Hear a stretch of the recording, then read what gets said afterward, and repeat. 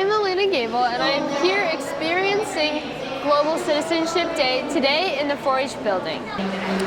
Today is Global Citizenship Day. It's where we invite all fairgoers to come and to learn a little bit about culture and heritage and just have fun making service projects and learning a little bit about other countries.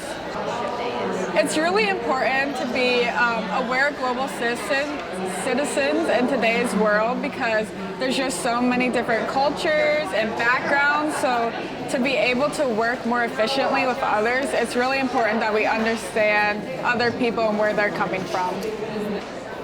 You know, what is in my booth is all stuff made by some women in Uganda. We have a collaboration with this Iowa State University Ugandan program that supports women in the local villages in Uganda. Especially in Uganda, I'll talk about Uganda since these products are from Uganda. The women in the village, sometimes they have good talents. You can tell these are some of the products they make, but they have nowhere to sell them. Yet they have children to take care of.